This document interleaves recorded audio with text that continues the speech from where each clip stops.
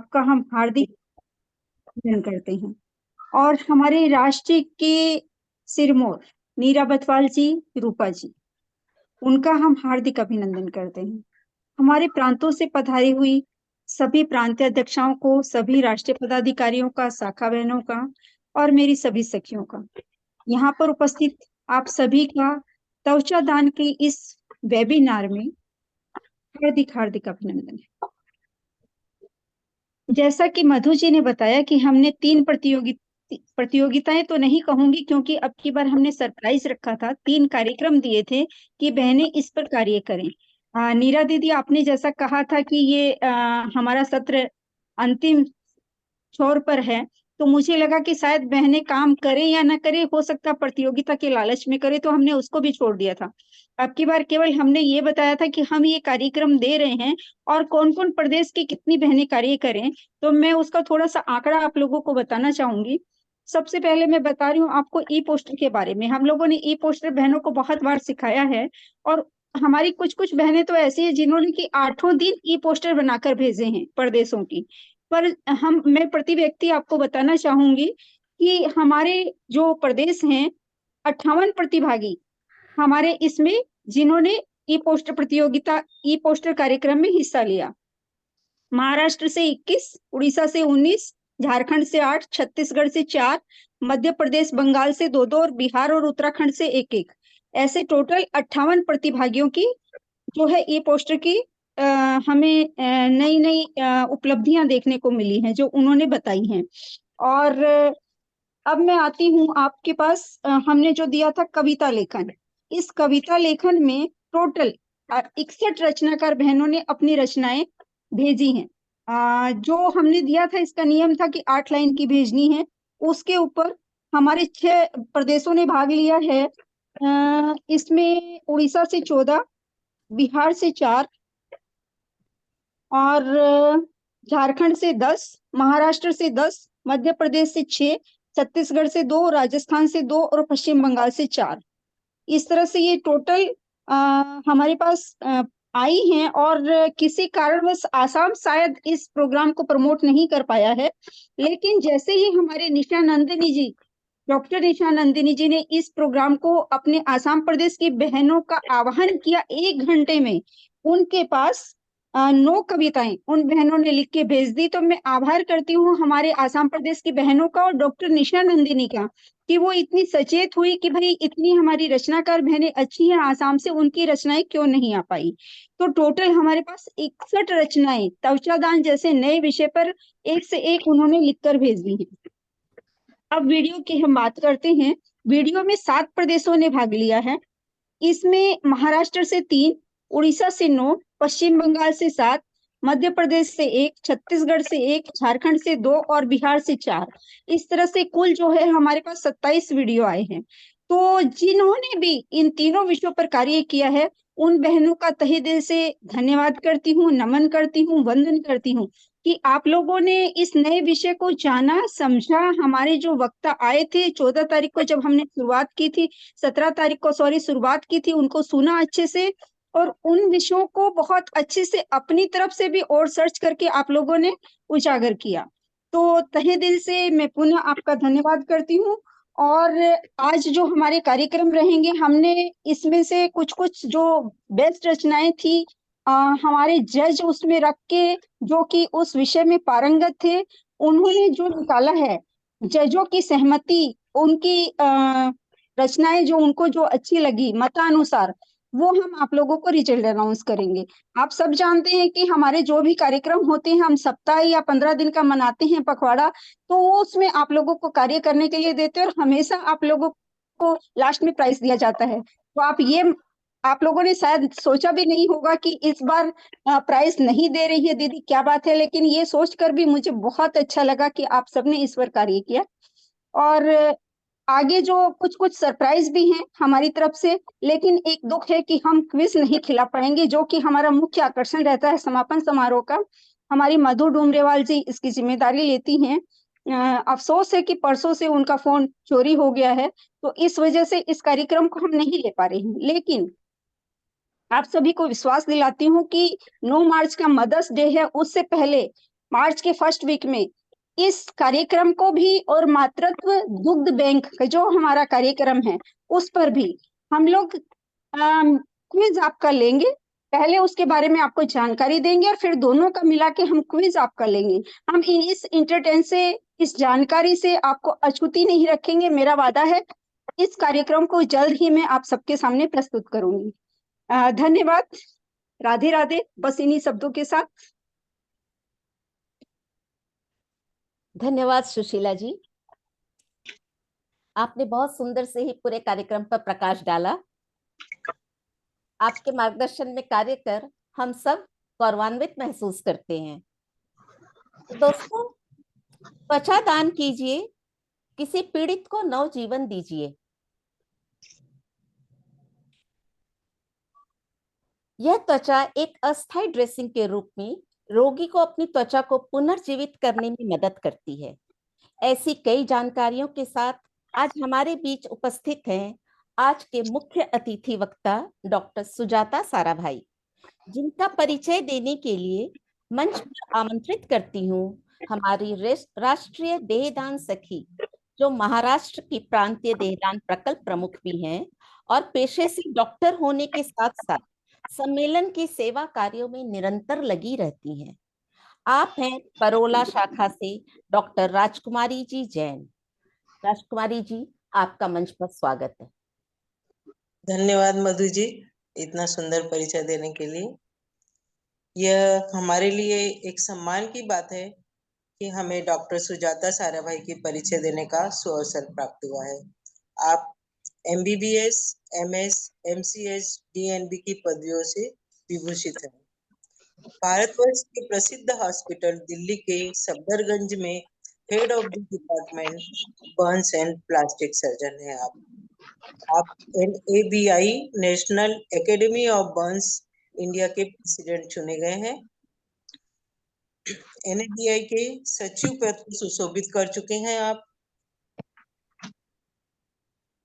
APSI के executive member हैं। आपने दिल्ली में फर्स्ट स्किन बैंक की शुरुआत की, जो जनवरी से कार्यरत है। आप बर्न से संबंधित 3 पुस्तकों की मुख्य संपादिका है। Number of national and international publication for many textbook of plastic surgery. आप invited faculty in major conferences related to burns and plastic surgery. जले हुए के प्रथमोपचार व रोकथाम पर आकाशवाणी पर कई बार आपने मार्गदर्शन दिया है। हम सभी अखिल भारतीय मारवाड़ी महिला सम्मेलन के इस जून सभा पर त्वचा दान पर मार्गदर्शन हेतु आपको सादर आमंत्रित करते हैं। आदरणीय डॉक्टर सुजाता साराभाई। जय जितेंद्र। शुक्रिया doctor Rajkumari for that kind introduction. और मैं अपना स्क्रीन शेयर कर रही हूँ आप सबके साथ। क्या आपके लिए विजिबल है मेरा स्क्रीन? जी बिल्कुल। अच्छा, तो सबसे पहले मैं अपना धन्यवाद देना चाहूंगी श्रीमती सुशीला फरमानी जी को, जिन्होंने मुझे इस प्रोग्राम के लिए इनवाइट किया था। क्योंकि आप लोग बहुत सालों से अलग अलग ऑर्गन्स के डोनेशन के बारे में चर्चा कर चुके होंगे, जानते भी हैं, अवेयरनेस भी काफ़ी है। लेकिन त्वचा दान एक ऐसा दान है जिसके बारे में लोगों को ज़्यादा पता नहीं है, खास करके नॉर्थ इंडिया में। और ये बहुत अच्छी बात है कि आपकी जो एसोसिएशन है, मारवाड़ी महिला एसोसिएशन, इसने ये मुद्दा उठाया है कि 1 हफ्ते का इन्होंने त्वचा दान के ऊपर ये सम्मेलन रखा है। तो मैं आपको इसके बारे में ही कुछ आज बताना चाहूंगी। ये हमारा अस्पताल है, सफदरजंग अस्पताल, जिसमें कि हमारा एशिया का कहना चाहिए और हमारे देश का भी सबसे बड़ा बर्न्स यूनिट है, प्लास्टिक सर्जरी यूनिट हमारे देश का। और यहीं पे हमने त्वचा बैंक अभी रिसेंटली शुरू किया है। जहां तक के जलने का सवाल है, प्रतिवर्ष भारत में 70 लाख लोग जलते हैं और इनमें से कई लाख लोग होते हैं जो कि अपनी जान गंवा देते हैं इस जलने की बीमारी के कारण। 2019 वर्ष के डाटा के हिसाब से लगभग 23,000 लोगों की मृत्यु को रजिस्टर किया गया था जलने के बाद। और आपको जान के ये मतलब ताजुब होगा कि जो 70% मरीज हैं जलने वाले, वो उनकी एज ग्रुप जो होती है वो 15 से 40 वर्ष की होती है। मेजॉरिटी 70% इसकी है, लेकिन बच्चे और बूढ़े इससे बचे हुए नहीं हैं, वो भी काफी हद तक इसमें इन्वॉल्व रहते हैं अलग अलग कारणों से। महिलाओं के लिए खास करके जलना एक बहुत ही बड़ा अभिशाप है, क्योंकि अगर हम अपनी डाटा के हिसाब से देखें तो महिलाएं 3 गुना ज्यादा इससे पीड़ित होती हैं जलने से पुरुषों के मुकाबले। और इसका प्रमुख कारण है कि महिलाओं को रसोई में काम करना पड़ता है हमेशा, और खाना पकाने के असुरक्षित तरीके वो अपनाती हैं। सेफ कुकिंग और सेफ किचन प्रैक्टिसेस हमारे देश में फॉलो नहीं किए जाते अनफॉर्चुनेटली। दूसरा कारण है घरेलू हिंसाएं डिफरेंट टाइप्स की जो होती हैं, जिसमें कि एक्सीडेंट या होमिसाइडल इश्यूज होते हैं जिसके कारण महिलाएं जल जाती हैं। और फिर है दहेज प्रथा, जिसका हालांकि काफी सालों से हमारे यहाँ प्रथा चली आ रही है दहेज की। आजकल केसेस काफी कम हो गए हैं। अब हमें त्वचा बैंक की आवश्यकता क्यों होती है? अगर हम इसके बारे में बात करें तो स्वाभाविक है कि गंभीर रूप से जो भी जले हुए मरीज होते हैं, उनकी त्वचा की जो प्रोटेक्टिव कैपेबिलिटी है वो खत्म हो जाती है। तो इसीलिए इन सब मरीजों को त्वचा की ग्राफ्टिंग, जिसे हम स्किन ग्राफ्टिंग कहते हैं, उसकी आवश्यकता होती है। और ऐसे लोगों में अस्थायी घाव भरने के लिए कैडेवरिक त्वचा का उपयोग किया जा सकता है। और यह प्रणाली जो है जीवन बचाने के लिए बहुत ही सहायक होती है।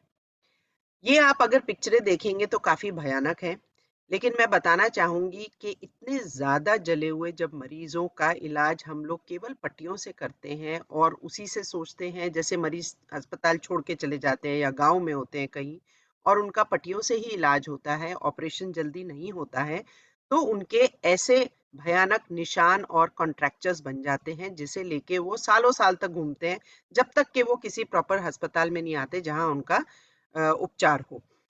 तो ये चीजों को मतलब इनको फेस करने के लिए प्लास्टिक सर्जन के पास सबसे बड़ी जो चुनौती है वो ये है कि जो मरीज बहुत ही ज्यादा जले हुए होते हैं या जिनके बहुत बड़े बड़े घाव होते हैं, उन मरीजों के पास उनकी अपनी जो त्वचा है वो समुचित मात्रा में नहीं उपलब्ध होती है।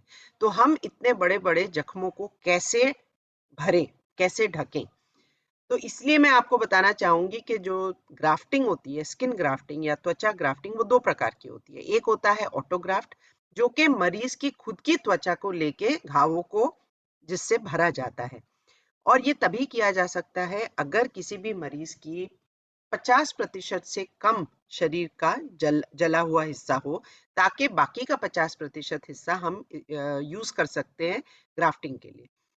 और अगर किसी मरीज का 50% से ज्यादा चमड़ी अगर शरीर की जली हुई है, तो उनमें हमारे पास इस चमड़ी का अभाव हो जाता है और उन्हें किसी और व्यक्ति की चमड़ी की जरूरत पड़ती है, जिसे कि हम एलोग्राफ्ट बोलते हैं। अब जीवित आदमी, कोई भी रिश्तेदार या दोस्त हो, तो वो तो इतनी सारी चमड़ी दान में नहीं दे सकते हैं। इसीलिए वहां पे जरूरत पड़ती है कैडेवरिक स्किन की, जो कि कोई भी मृत व्यक्ति के द्वारा दान की जा सकती है।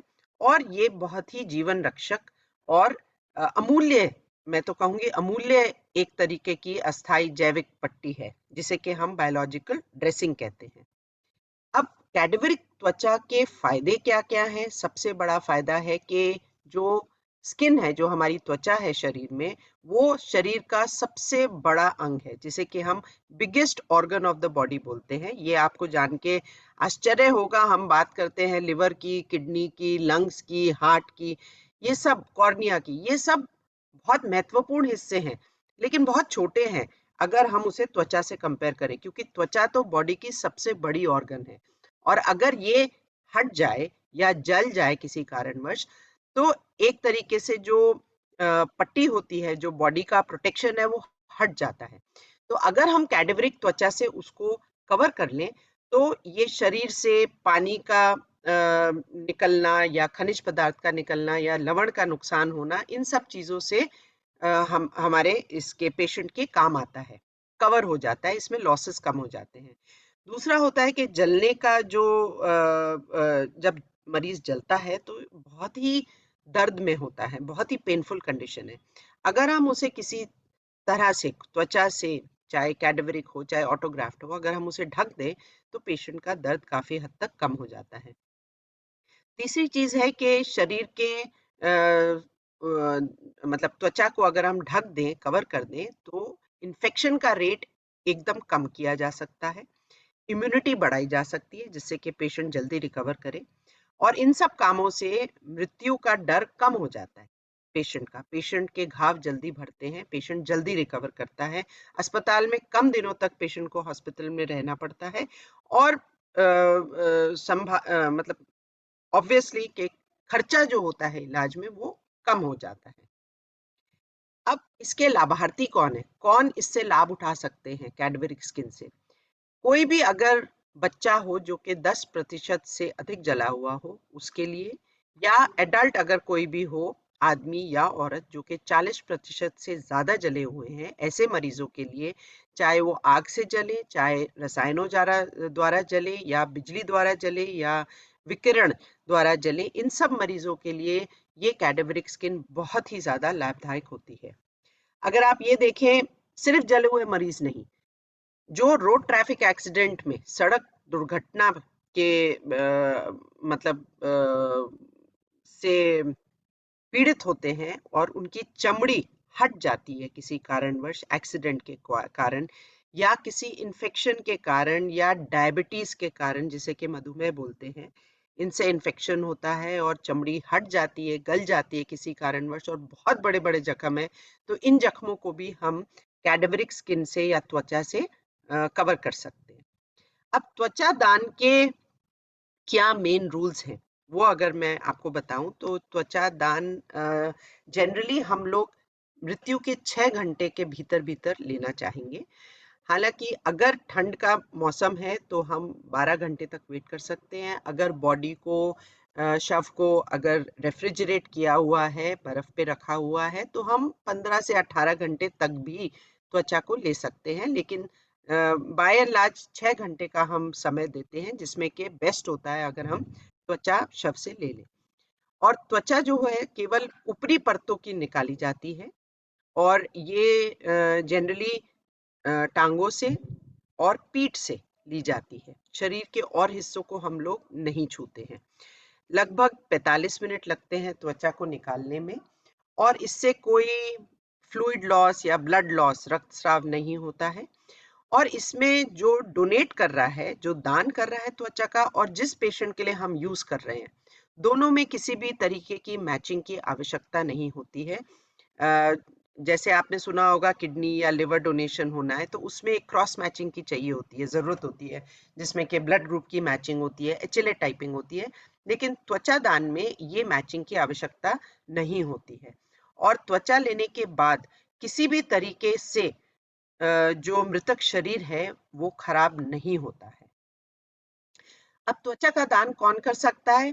कोई भी इंसान जो 18 वर्ष से ऊपर की उम्र का हो, 100 वर्ष तक का भी ले सकते हैं। लेकिन हम लोग जो लेते हैं जनरली 65, 70 या 75 साल की उम्र तक के लोगों की त्वचा लेते हैं दान के लिए।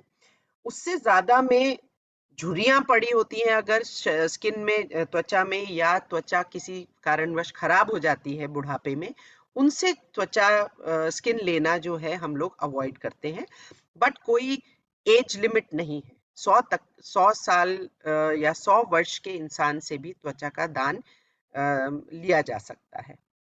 अब त्वचा दान कौन नहीं कर सकता है ये भी बहुत जरूरी है, क्योंकि अगर मरीज या इंसान HIV, hepatitis B, hepatitis C, या फिर VDRL, जिसे कि हम सेक्सुअली ट्रांसमिटेड डिजीजेस बोलते हैं, उनसे पीड़ित होते हैं, या त्वचा में किसी प्रकार का संक्रमण है, इन्फेक्शन है, या बॉडी में इन्फेक्शन है जिसे कि हम सेप्सिस बोलते हैं, या मरीज या पेशेंट जो भी है कैंसर से पीड़ित है, या अगर उन्हें पीलिया की शिकायत है या निमोनिया की या ऐसी कोई मेजर बीमारी है, तो उनसे हम त्वचा दान नहीं करवाते हैं।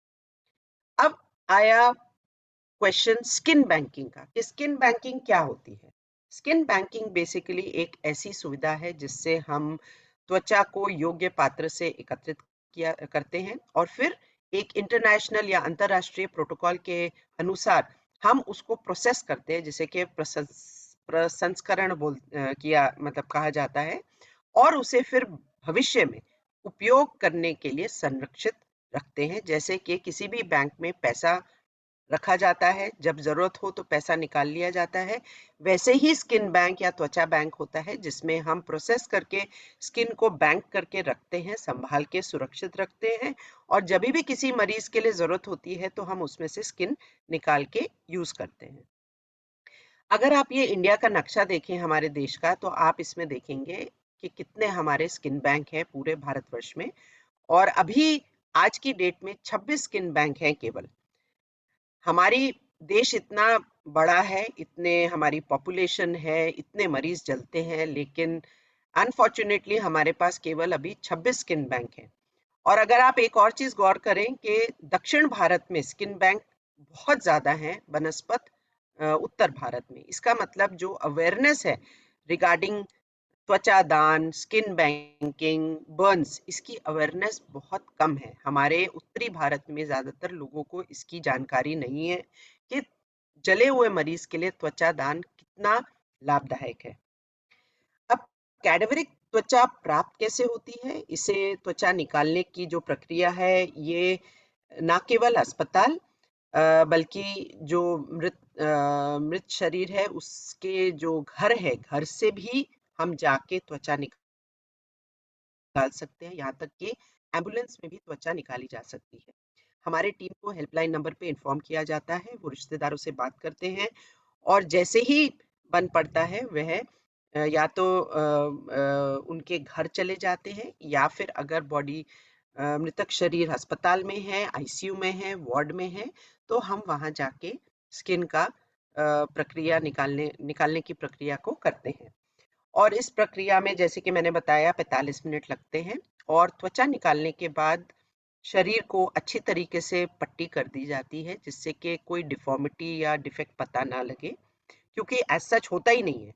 और पट्टी करने के बाद वो शव जो है परिजनों को सौंप दिया जाता है।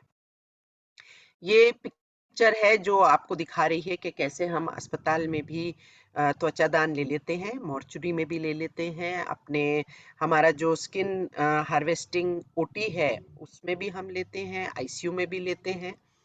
और त्वचा दान से जो है, ये हमारा हेल्पलाइन नंबर है 01126165989, और त्वचा दान से जीवन बचता है।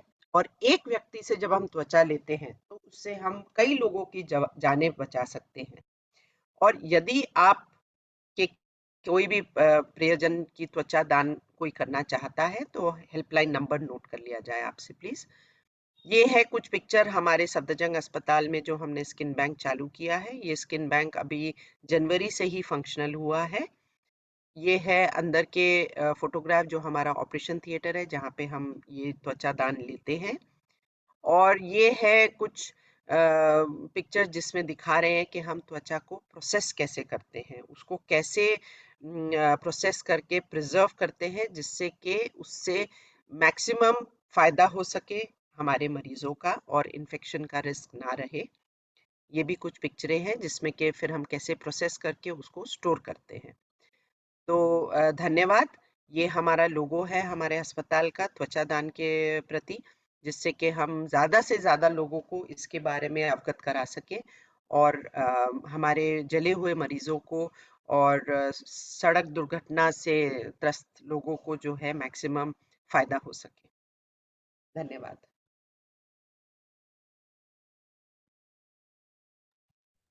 बहुत बहुत बहुत बहुत धन्यवाद डॉक्टर सुजाता जी। हाँ सुशीला जी, आप बोलिए। जी बोलिए, सब बोलिए।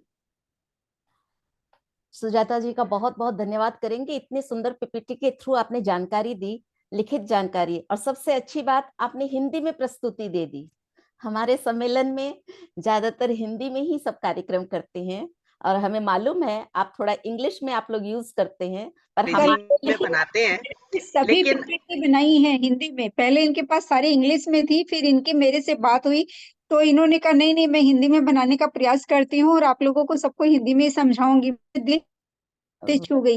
इतने व्यस्त समय में से, इतने व्यस्त होते हुए और पूरे उत्तर भारत को आप सफदरजंग में संभालती है, उसके बावजूद आपने जो समय निकाला और हमारे लिए इतना सोचा, वाकई में हम तहे दिल से पूरा अखिल भारतीय हमारा मारवाड़ी महिला सम्मेलन आपका हमेशा हमेशा आभारी रहेगा। शुक्रिया, नमस्कार। अगर किसी को कोई क्वेश्चन पूछना हो, कुछ जानकारी जाननी हो तो आप मुझसे पूछ सकते हैं, या बाद में भी आप मुझसे बात कर सकते हैं, जैसे। सुजाता जी, स्क्रीन शेयरिंग बंद कर दें? हाँ, स्क्रीन शेयरिंग हटा दें प्लीज। आप हटाएंगे ना? अच्छा अच्छा अच्छा, ठीक है ओके। अभी सुशीला जी, मैं क्वेश्चन पूछना चाहती हूँ। जी पूछिए दीदी। ये मैं सुजाता जी, जैसे नेत्रदान के लिए है कि किसी केमिकल में प्रिजर्व करके हम लोग बैंक में भिजवा सकते हैं, वैसा इसके लिए नहीं है क्या, स्किन के लिए? क्योंकि 26 ही बैंक है तो बहुत मुश्किल है हम लोगों के लिए। हाँ, देखिए ऐसा है, हम लोग नोटो जो है हमारी national organ transplant association organization, उनसे हम लोग बातचीत कर रहे हैं इसके बारे में कि दिल्ली के हम लोग जैसे सफदरजंग में हैं, हम लोग दिल्ली और एनसीआर तक ही जा सकते हैं चमड़ी लेने के लिए, क्योंकि जाने में 6 घंटे के अंदर हमें चमड़ी ले लेनी चाहिए, त्वचा ले लेनी चाहिए। तो अगर दिल्ली के बाहर के किसी स्टेट से कोई त्वचा दान करना चाहते हैं, तो एक तो वहाँ के या तो डिस्ट्रिक्ट हॉस्पिटल या कोई ऐसी ऑर्गेनाइजेशन हो जो कि वहाँ पे स्किन बैंक की एक टीम शुरू करे, जो कि टीम जाके वहाँ पे त्वचा को निकाले और फिर उसको सोल्यूशन होता है ग्लिसरॉल, जिसमें कि हम त्वचा को प्रिजर्व करते हैं। तो उस सोल्यूशन में त्वचा को डाल के हमारे पास भेजा जा सकता है। तो ये चीज अभी हमने चालू नहीं की है, लेकिन इसके लिए हमें बात करनी पड़ेगी, और जहां जहां लोग शुरू करना चाहते हैं तो बहुत अच्छी बात है कि अगर अवेयरनेस बढ़ती है और लोग दान देना चाहते हैं और लेने वाले लोग ना हो, तो ये अगर आपकी एसोसिएशन या रोटरी या कोई भी और एनजीओ है, अगर ये और स्टेट्स में भी शुरू कर सकते हैं और हमारे तक त्वचा भिजवा सकते हैं प्रिजर्वेटिव में डाल के, तो हम उसको प्रोसेस कर सकते हैं। लेकिन जो उसके प्रोटोकॉल है हार्वेस्ट करने का, स्किन को, त्वचा को लेने का जो प्रोटोकॉल है, वो सही ढंग से फॉलो किया जाना चाहिए। इसकी जरूरत बहुत जरूरी मतलब चीज है।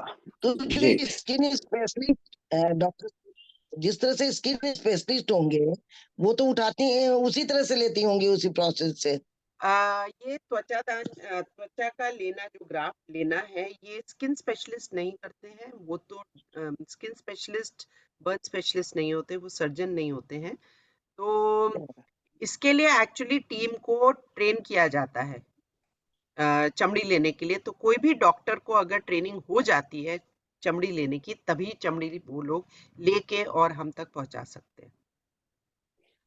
मैं Thank पूछना चाहूंगा प्रश्न एक। मेरा नाम लाल गोयल, मैं rotary club of organ donation international का चार्टर प्रेसिडेंट हूँ। बहुत बहुत धन्यवाद डॉक्टर सुजाता जी कि आपने बहुत अच्छी जानकारी दी। आज जैसे आपने बताया कि दिल्ली में ये शुरू हुआ है जनवरी से, अब पूरे हाँ जी, उत्तर प्रदेश और उत्तराखंड में एक भी स्किन बैंक नहीं है, तो हाँ जी। वहां पे उसका मैं आपसे ये पूछना चाह रहा था कि क्या कारण है? क्या साउथ में और महाराष्ट्र में काफी बैंक्स हैं, नॉर्थ में नहीं है? क्या रीजन मेल शोविज्म है, डोमेस्टिक वायलेंस है, या डाउरी डेथ है जो नॉर्थ इंडिया में ज्यादा है मुकाबले साउथ के और महाराष्ट्र के? एक ये रीजन है। और अगर ऐसा है तो उसके लिए आप लोग, क्योंकि मारवाड़ी समाज और महिलाओं का समाज है, आप लोग क्या कर रही हैं? क्योंकि जब तक हम लोग प्रिकॉशंस नहीं करेंगे, क्योर तो ठीक है बाद में कर ही रही हैं आप इतना, लेकिन जो आज कोई भी आगे बढ़ने को तैयार नहीं है।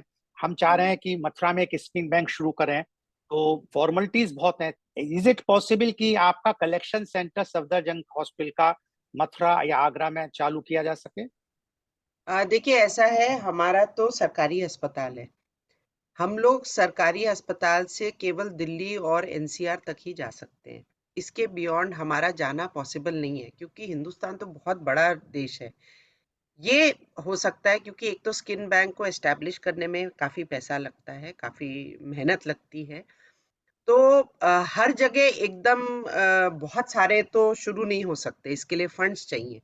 दूसरी चीज़ टीम्स चाहिए जो कि इसका रिस्पॉन्सिबिलिटी लें कि वो लोग स्किन बैंक वहाँ पर अलग-अलग डिस्ट्रिक्ट्स में, अलग-अलग टाउन्स में स्किन बैंक को शुरू करेंगे और उसको चालू रखेंगे। और स्किन बैंक को शुरू करने के लिए भी सबसे बड़ी चीज़ है अवेयरनेस। जब तक हम जनता में अवेयरनेस नहीं मतलब क्रिएट करेंगे, जब तक डोनेशन नहीं होंगे, और अगर डोनेशन नहीं होंगे तो फिर वो टीम्स त्वचा लेगी कहाँ से? त्वचा लेने के लिए जैसे ऑर्गन डोनेशन, बाकी ऑर्गन डोनेशन की अवेयरनेस है, उसी प्रकार त्वचा की डोनेशन बहुत ही जरूरी चीज है। जब डोनेशन बढ़ेगी जब ही इसको लिया जा सकता है। नहीं, मैम आपने बात से मैं और एक बस आखिरी आखिरी और प्रश्न पूछूंगा कि दूसरी जी चीज हाँ, एक मिनट, दूसरी चीज ये है कि बाकी ऑर्गन में जैसे आप लिवर किडनी का देखते हैं, हम जो भी ट्रांसप्लांट होता है वो ऑर्गन हार्वेस्ट होती है, उसके लिए भी टीम चाहिए। ऑर्गन हार्वेस्ट होके तुरंत ऑपरेशन से वो यूज की जा सकती है।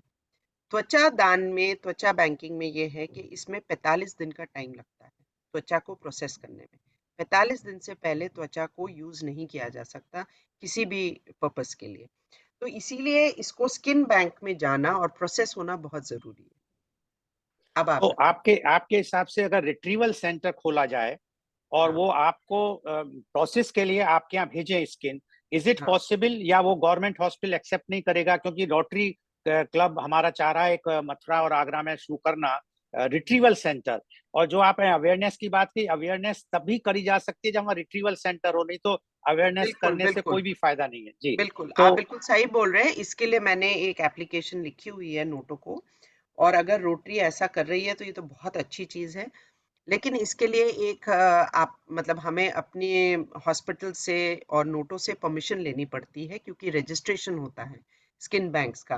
तो रजिस्ट्रेशन के कुछ गाइडलाइंस होते हैं, हमें उन्हीं गाइडलाइंस के अंतर्गत करना पड़ता है काम।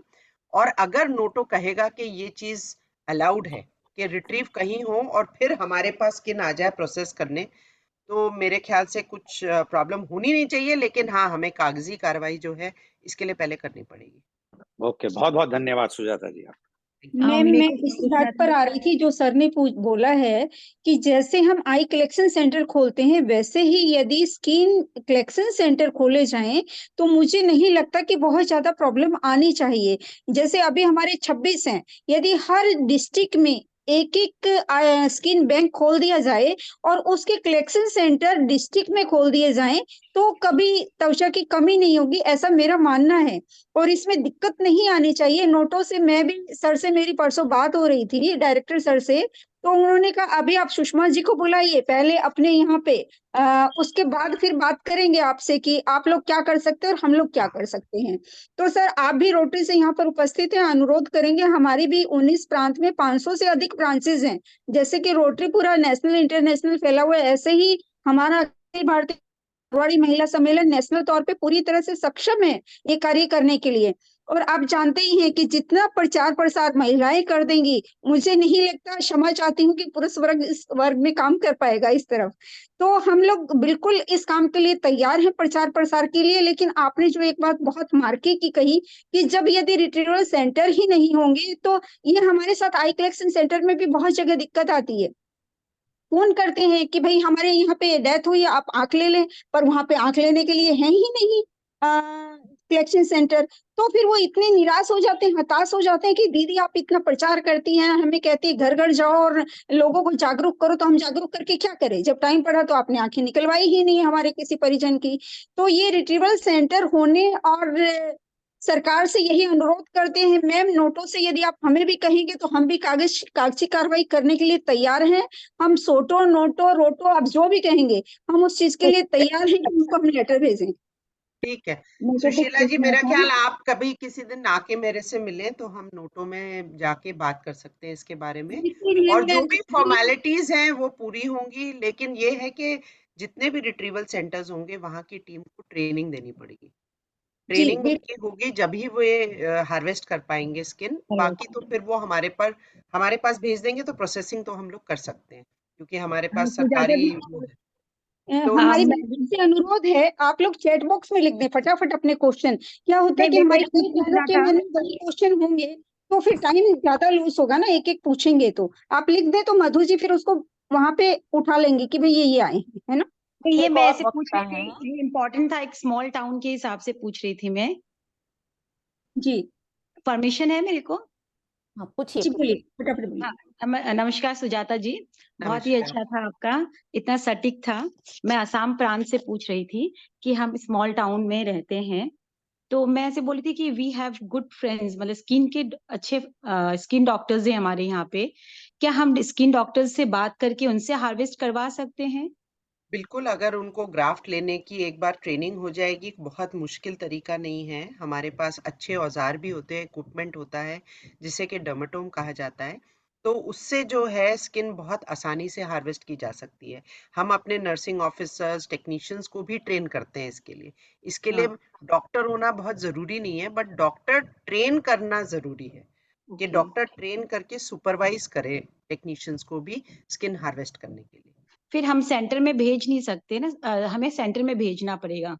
व्हाट आई इसके वांट लिए मीन टू, इसके लिए तो सरकार से हम ईएमयू साइन पार्सल कर करनी सकते हैं होती इसको है। नाइट्रोल में डाल के?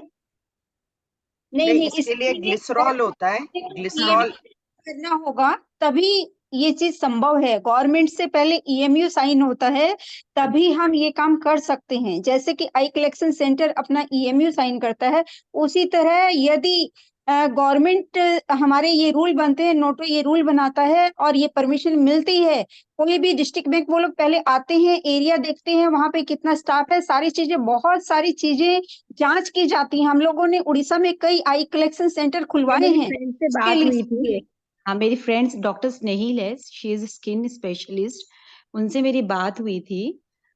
तो ये अपने पार्सल नहीं कर सकते ना सुजाता जी अपने से स्किन, क्योंकि ना ट्रांसपोर्टेशन भी तो एक इम्पोर्टेंट चीज है। यदि वो ले लें, वो रखेंगे कहाँ, प्रिजर्व कहाँ करेंगे, क्योंकि सेंटर्स खोलने में टाइम लगता है।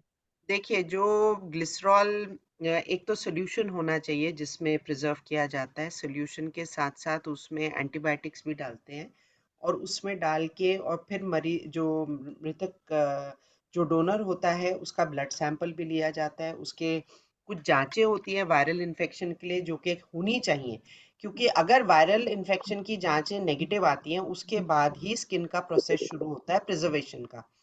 तो इसको ट्रांसपोर्ट करना भी एक बहुत अहम हिस्सा है, क्योंकि बाय एयर ट्रांसपोर्ट करने की इजाजत है या नहीं है, इसका भी पता करना पड़ेगा। पता करना पड़ेगा। हाँ, हर तो ये प्रदेश कई में चीजें नहीं हैं। है, हर प्रदेश में बाई एयर नहीं है। हमारे उड़ीसा में अभी शुरू हुई है, 2 महीने पहले हम इस मुद्दे को लेके गवर्नर साहब के पास गए थे, तो उन्होंने कहा कि आप बहुत अच्छे समय पे आए हैं, नेक्स्ट 4 मंथ में 5 मंथ में हमारे यहाँ पे ये कार्रवाई शुरू हो जाएगी बाई एयर। तो ये आपको अपनी जगह पे पता करना पड़ेगा, आसाम में आप क्या क्या सुविधाएं आसाम गवर्नमेंट बाकी कनेक्ट करने के लिए देती है। देती है।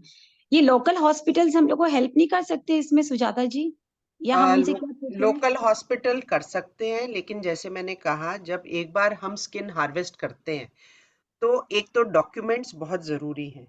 ओके। डॉक्यूमेंटेशन हर चीज़ का, जिसमें कि पहले डेथ सर्टिफिकेट पेशेंट का होना चाहिए, जो उनके नेक्स्ट टू किन है उनके कंसेंट होनी चाहिए, उसके बाद उनके वायरल मार्कर्स की रिपोर्ट नेगेटिव होनी चाहिए। ये सब चीज़ें जो हैं पेपर वर्क होना चाहिए, उसके बाद ही स्किन का आगे प्रोसेसिंग और बैंकिंग का शुरू हो सकता है।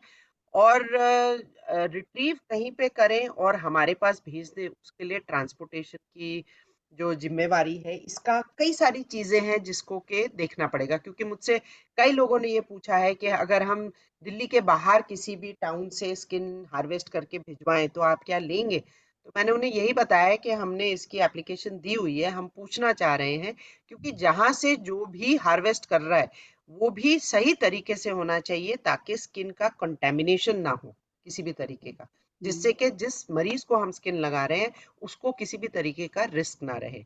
इसीलिए प्रॉपर प्रिकॉशंस के साथ जो है त्वचा का मतलब जो डोनेशन है उसको किया जाता है। Thank you so much. Aruna धन्यवाद। जी, आपका हैंड राइज है, कृपया आप चैट बॉक्स में लिखें, या कुछ पूछना चाहते तो फटाफट आधा मिनट में आप अपने आप को अनम्यूट करके पूछें। एक दो क्वेश्चन अरुणा जी, है चैट में, एक दो क्वेश्चन है सुशीला जी। जी पूछ लीजिए तब तक। हाँ, एक तो सोरियासिस वाले क्या स्किन डोनेट कर सकते हैं? नहीं, सोरियासिस वालों से हम नहीं लेते हैं क्योंकि उनमें स्किन में प्रॉब्लम होती है, तो फिर वो ग्राफ्ट काम नहीं आता। कैंसर से रिकवर्ड व्यक्ति क्या दे सकते हैं? वैसे देखा जाए तो कैंसर वाले पेशेंट से स्किन हम लोग नहीं लेते हैं, लेकिन अगर कैंसर से रिकवरी अगर ब्रेन ट्यूमर वगैरह होता है तो उसमें हम ले सकते हैं। ठीक। और अगर स्किन का कैंसर है तो बिल्कुल भी नहीं। एक और क्वेश्चन है कि बर्न स्किन वाले लोगों का त्वचा दान किया जा सकता है क्या?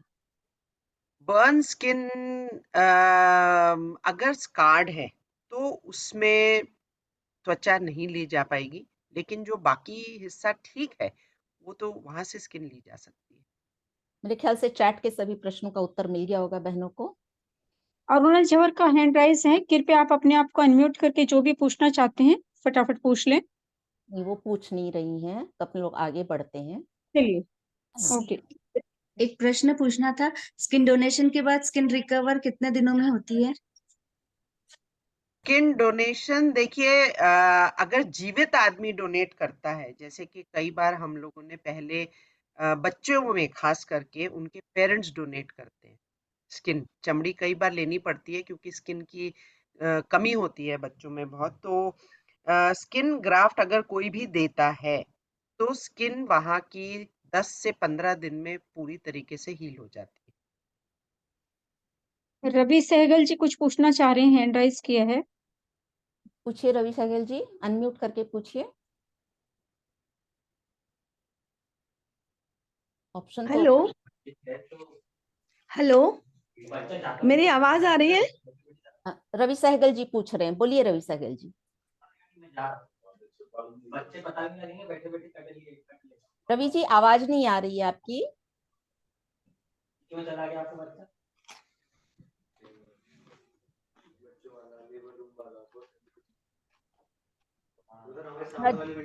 थोड़ा जल्दी करें, प्रश्न में समय आगे निकल रहा है। हाँ रवि जी, प्रश्न रखिए। हाँ, मैं प्रश्न करना चाह रही हूँ। एक मिनट रवि जी, आपकी आवाज नहीं आ रही है, तो हम अगले प्रश्नकर्ता को लेते हैं। हाँ बोलिए, कौन है, कौन पूछना चाह रही है? बोलिए राजश्री जी। हाँ जी, नमस्कार। मैं ये पूछना चाह रही थी आपसे कि ये जो व्हाइट स्पॉट स्किन होती है, जो व्हाइट हो जाती है स्किन, वो लोग स्किन क्या, यदि उनकी स्किन को ट्रांसफर किया जाए तो वो लोगों की स्किन ठीक हो सकती है क्या? नहीं, स्किन डोनेशन की बात कर रहे हैं आप? हाँ, मतलब नहीं, इनका कहना है, इनका प्रश्न ये है कि जिसको ऐसे व्हाइट स्पॉट हैं, क्या उनकी त्वचा चेंज कराई जाए तो वो ठीक हो सकती है? नहीं, यस। उनका इलाज अगर करना है, हाँ वो होती है, वो मेडिकल मेडिसिन से भी ठीक हो जाती है, और अगर बहुत ज्यादा एरिया होता है तो उसको हटा के हम उन्हीं की स्किन लगा सकते हैं, जिससे कि वो सफेदपन हट जाए और नॉर्मल कलर आ जाए। Okay okay. अब हम इसी से एक related क्वेश्चन और था मेरा, डॉक्टर साहब, एक क्वेश्चन और था। क्या हाँ जी। इसकी एज कुछ एज बॉन्डिंग होती है क्या? किस एज में इसको स्किन चेंज करवा सकते हैं? नहीं, किस चीज के लिए स्किन चेंज कराना ये है? आप व्हाइट स्पॉट्स? जी जी जी। नहीं, व्हाइट स्पॉट्स के लिए ऐसी कोई एज नहीं होती है, नहीं। ओके। आप पूनम जी, आप कुछ बोलना चाह रही हैं? हाँ, मैं ये पूछ रही थी कि व्हाइट स्पॉट अगर बॉडी के बहुत जगह मतलब हो गया है, बहुत ज्यादा कवरेज हो गया है, तो उसका क्या इलाज है? देखिए, ये तो आप फिर मेडिकल ट्रीटमेंट पे जा रहे हैं किसी और कंडीशन के लिए। उसके लिए हम त्वचा दान तो बिल्कुल नहीं कराएंगे, ये तो नहीं। पक्का है, क्योंकि अगर उसमें ज्यादा एरिया होता है तो मेडिकल ट्रीटमेंट होता है, और अगर थोड़े से हिस्से में होता है तो उसको हम ऑपरेशन से ठीक कर सकते हैं, लेकिन त्वचा का कैडेवरिक स्किन नहीं यूज करते उसमें। Okay, thank you. अभी के डिस्कशन नहीं मतलब दीदी, मेरा मतलब ल्यूकोडर्मा के जो पैचेस हैं, ल्यूकोडर्मा के जिसमें मेलेनिन नहीं बनता 5-7 जगह 10 जगह, तो it is curable by skin grafting और नॉट? देखिए, क्योरेबल तो मैं नहीं कहूंगी, क्योंकि वो अंदरूनी प्रॉब्लम होती है और स्किन ग्राफ्ट से वो क्योर नहीं की जा सकती।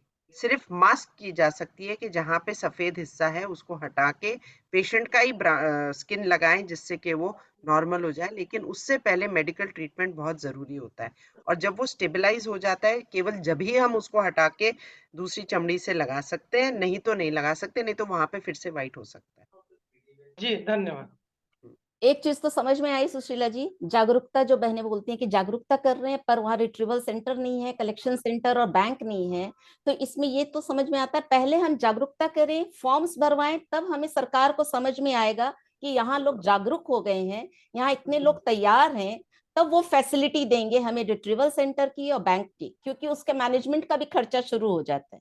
तो ये चीज हम लोगों को समझना होगा। कोई भी नई चीज लाते हैं तो उसकी जागरूकता पहले हमें करनी है, लोगों को मेंटली तैयार करना है।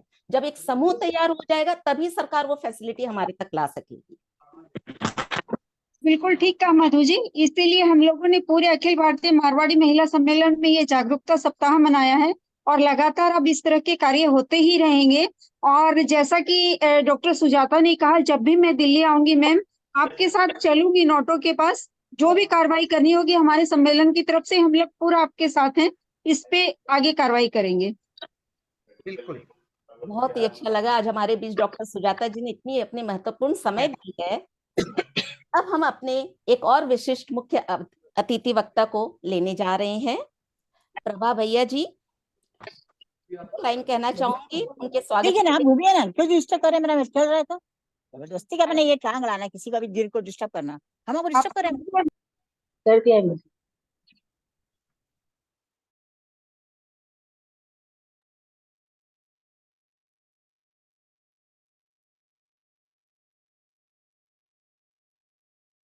आपकी आवाज नहीं आ रही मधु जी। बहुत बहुत धन्यवाद मधु जी, बहुत बहुत धन्यवाद मधु जी। हम स्वयं को गौरवान्वित महसूस कर रहे हैं कि इतनी बड़ी व्यक्ति का परिचय देने का मौका हमें मिला है। प्रभा जी के लिए 2 लाइन कहना चाहूंगी। पंछियों को तालीम नहीं दी जाती उड़ानों की, वह खुद ही नाप लेते हैं बुलंदी आसमानों की। महकना और महकाना तो काम है फूलों का, खुशबू मोहताज नहीं कदरदानों की, खुशबू मोहताज नहीं कदरदानों की। इन्हीं पंक्तियों को चरितार्थ करते हमारे आज के अतिथि प्रभा राकेश भैया जी, जो नागपुर निवासी है। इन्होंने 76 वर्ष की उम्र में भारत के लिए तैराकी में 4 स्वर्ण पदक जीतकर इतिहास रखा है। इनकी विशेष उपलब्धियां हमारे राष्ट्रीय अध्यक्षा नीरा जी से आपको रूबरू करवाएंगी। मैं इनकी अन्य उपलब्धियों की जानकारी आपको देती हूँ। तैराकी के साथ साथ आप पेंटिंग, ड्राइंग, मिट्टी से मूर्ति बनाने, रंगोली, नृत्य, संगीत, सिलाई, बागवानी में भी रुचि रखती हैं। आपकी कहानियां और कविताएं पेपर मैगजीन में प्रकाशित होती रहती हैं। धर्मार्थ और समाज सेवा में अग्रसर आपकी सतत 50 वर्षों से प्याऊ लगाती भी रहती है। मरणोपरांत इन्होंने अंगदान का भी संकल्प लिया है। अंधश्रद्धा से लोगों को बचाने के लिए सदा ही प्रयासरत है। आप बुटीक खोलकर महिलाओं को रोजगार देती है। प्रौढ़ शिक्षा, कुकिंग, बेकिंग क्लासेस द्वारा सतत महिलाओं के कल्याण के लिए प्रयासरत रहती है। बुलंद हौसलों वाली आप आगामी समुद्र चैनल को पार करने के बाद का सपना रखती हैं। आपके जज्बे को शत शत नमन है। हम यूं कहें कि पूर्ण हर एक कला को अपनी आप में संजोया है और उसे पूरी सभी जगह को निखारा है। तो अब मैं नीरा जी से निवेदन करूंगी कि वे आपकी विशेष उपलब्धियों से हमें रूबरू कराएं। राष्ट्रीय अध्यक्षा नीरा जी बथवाल का मंच पर सादर आमंत्रित है। स्वागत है नीरा जी। म्यूट खोलिए नीरा जी, म्यूट खोलिए। नहीं, पहले प्रभा जी का चेहरा तो सबको दिखाइए। हाँ है, स्पॉटलाइट में है। हाँ, हाँ मुझे तो नहीं दिख रही। हाँ, स्पॉटलाइट में ही है। मुझे नहीं दिख रही। अच्छा, अब आ गई। सबसे पहले प्रभा जी, आपका सम्मान करती हूँ कि आप तो बहुमुखी प्रतिभा की धनी है। मुझे ऐसी कोई महिला मिली, इसके लिए मैं हमारे समाज में मैं बहुत बहुत आभारी हूँ कि आपने इतनी वर्ष की उम्र में भी लोगों को प्रेरणा दी है। और सबसे बड़ी बात है कि पूनम जी ने सब परिचय दिया, उसमें एक परिचय की कमी रह गई कि आज हमारा पानी ग्रहण जो समिति चल रही है उसमें इन्होंने अपनी बेटी दे रखी है सुचिता राठी को, जिसके पूरे पूर्ण योगदान से हमारा पानी ग्रहण ग्रुप बहुत ही ज्यादा संपन्न होने जा रहा है। बहुत ज्यादा उसने अचीवमेंट लिया है। और अभी बताऊं, लेटेस्ट पानी ग्रहण ग्रुप ने 5,000 बायोडाटा इकट्ठा कर लिया है।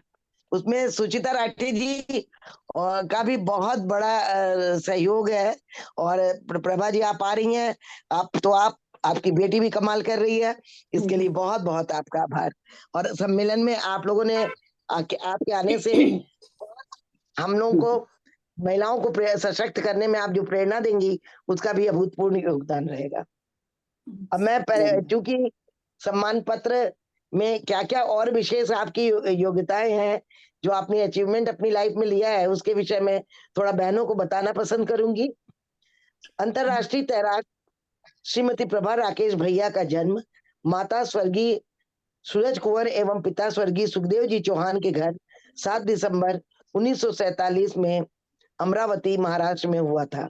आपका विवाह 2 दिसंबर 1970 को वर्धा महाराष्ट्र निवासी श्री राकेश भैया के साथ हुआ। आपने हिंदी में डिप्लोमा इन फिजिकल एजुकेशन की शिक्षा एवं चेस तथा बैडमिंटन में निपुणता हासिल की। एनसीसी अफसर के पद को भी सुशोभित किया। अब आपकी विशेष उपलब्धियां 69 नंबर 1 69 वर्ष की उम्र में वर्धा महाराष्ट्र राज्य स्तरीय वेटरन्स स्त्री एवं पुरुष तैराकी प्रतियोगिता में 27 एवं 28 अगस्त 2016 को 1 स्वर्ण पदक। दूसरी उपलब्धि 75 वर्ष की उम्र में 8 एवं 9 अक्टूबर 2022 नांदेड़ महाराष्ट्र राज्य स्तरीय तैराकी स्पर्धा में 5 स्वर्ण पदक। तीसरी उपलब्धि 76 वर्ष की उम्र में 4 फरवरी 2023 5वें all India masters games Hyderabad में 3 स्वर्ण पदक। चौथी उपलब्धि 24वीं महाराष्ट्र राज्य स्तरीय मास्टर्स एक्टिविटी प्रतियोगिता 1 एवं 2 अक्टूबर 2023 में 3 स्वर्ण और 1 रजत पदक। पांचवी उपलब्धि दुबई में आयोजित तैराकी प्रतियोगिता 27 अक्टूबर 2023 में 4 स्वर्ण पदक प्राप्त कर तिरंगा फहराया। आपने तिरंगे को बहुत बड़ा सम्मान दिलाया। मैं प्रभा जी आपको बार बार नमन है। Dainik Bhaskar special women award माई रेड एफएम विशेष पुरस्कार 60 से ज्यादा उम्र हेतु स्पोर्ट्स एवं फिटनेस के लिए सिल्वर विंग्स अवार्ड 2023 अभी तक 35 से ज्यादा संस्थाओं द्वारा सम्मानित किया गया। विशेषता आपकी है विशिष्ट योग्यता, पानी में योग क्रियाएं करना, ऊंचाई से डाइविंग, पेंटिंग, ड्राइंग एवं बागवानी, सामाजिक कार्य, 50 वर्षों से सतत प्याऊ लगाना एवं अंगदान हेतु संकल्प पत्र भरना। आपको सम्मानित करते हुए अखिल भारतीय मारवाड़ी महिला सम्मेलन गौरवान्वित महसूस करता है। बहुत ज्यादा गौरवान्वित है हम आपके लिए, क्योंकि आप हम महिलाओं के लिए प्रेरणा स्रोत है। बहुत बहुत आपका आभार जो आप हमारे। पंखुड़ी जी आपसे अनुरोध करूंगी, इनका सम्मान पत्र इन्हें हम ऑनलाइन समर्पित करते हैं, एक बार आप उसको डिस्प्ले कर दें। जी अभी दोबारा तो ऑफलाइन मिलेगा। जी जी जी और जी सुचिता जी भी मौजूद है। सुचिता जी को स्पॉटलाइट करके दिखा जाए। माँ में बेटी के लक्षण बेटी में माँ के लक्षण दिख रहे हैं।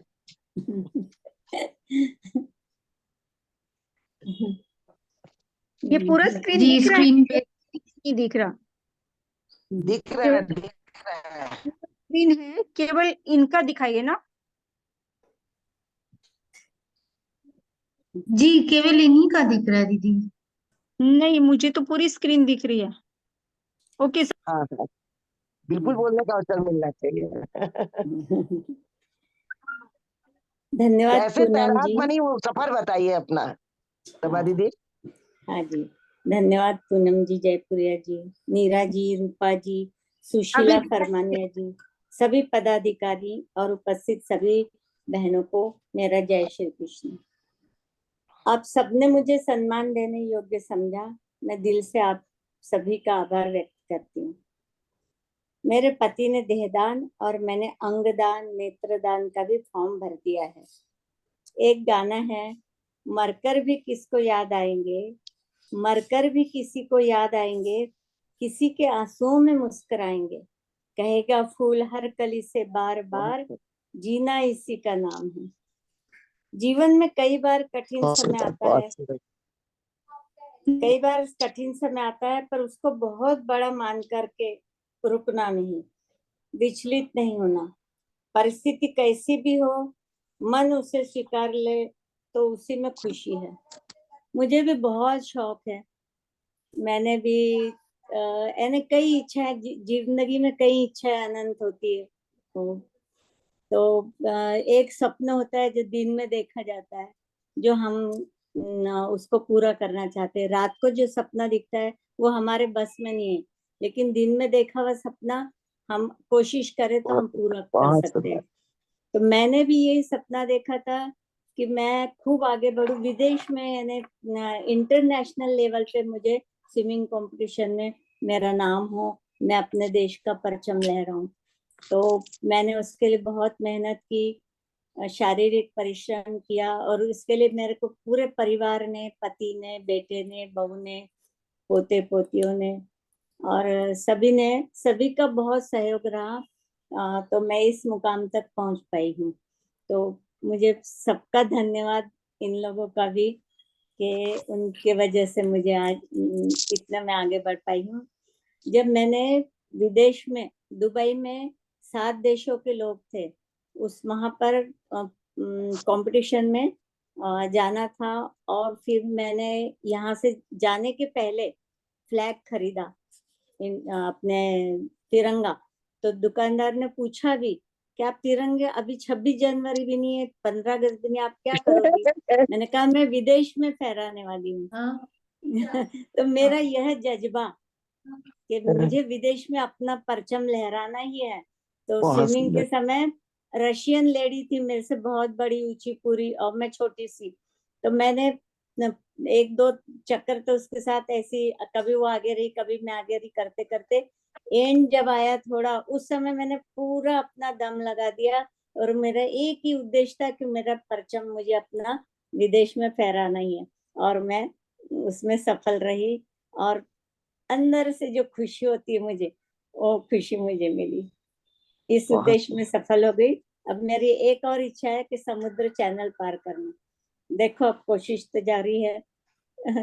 सबका आशीर्वाद रहे, शुभकामनाएं रहे, तो मैं उसमें भी सफल हो जाऊंगी। धन्यवाद। बहुत बहुत धन्यवाद प्रभा जी, आपको सुनने का हमें सुअवसर मिला, और आपको ये सम्मान पत्र प्रदान करने का जो कार्यभार नीरा जी ने सौंपा था ऑनलाइन, उसको मैं पूरा कर पाई। मैं वाकई में आप जैसी हस्ती से कुछ मिनट में बात करके ही समझ गई थी, जो वाकई में हमारे लिए बहुत बहुत सौभाग्य की बात है। बहुत आपकी बहुत एक धन्यवाद। बात आपने बताई थी, जो आपने जिक्र नहीं किया, मैं यहाँ करना चाहूंगी।